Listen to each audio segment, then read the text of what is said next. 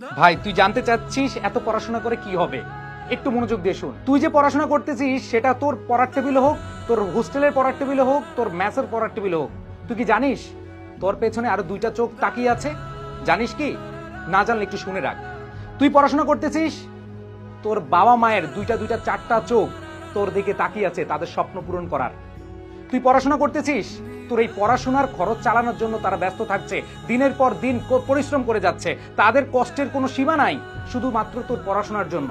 তুই পড়াশোনা করতেছিস, তারা অধীর আগ্রহে বসে আছে কবে তোর প্রতিবেশীকে, তার কাছের মানুষগুলোকে বুক ফিলিয়ে বলবে যে আমার ছেলে আমার মেয়ে ভালো রেজাল্ট করেছে। তুই পড়াশোনা করছিস, তোর বাবা মা দুই হাত তুলে অজরে কাঁদতেছে আল্লাহর কাছে যেন তুই ভালো রেজাল্ট করতে পারিস।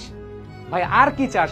বাবা মাকে খুশি করার জন্য হলেও আপাতত পড়াশোনা কর। তারা যে তোর প্রতি বিশ্বাস করে এত এত কিছু করছে, তুই বিশ্বাসের মূল্যটা রাখার জন্য একটু পড়াশোনা করিস, ফাঁকি দিস না। বাবা মা এত কষ্ট করে তোদের খরচ চালাচ্ছে আর তুই মোবাইলে ফ্রেন্ডদের সাথে নির্দ্বিধায় তুই চ্যাটিং প্যাটিং করে সময় নষ্ট করতেছিস, তুই আড্ডা দিতেছিস, এখানে যাচ্ছিস ওইখানে যাচ্ছিস, ঘুরে বেড়াচ্ছিস। ভাই এখন না বুঝলে পরে কিন্তু ঠিকই বুঝবি। সো সময় থাকতে একটু বোঝার চেষ্টা করিস। এই যে এরকম কোনো প্রশ্ন করবি না ভাই পড়াশোনা করে কি হবে, প্লিজ। কি হবে সেটার বিষয় না, এখন থেকে পড়াশোনাটা কর। তাদের জন্য একটু ভাব, এই চারটা চোখ দুইটা মুখ, তাদের মুখে হাসি ফোটানোর জন্য হলো পরিশ্রম করে যা ভাই।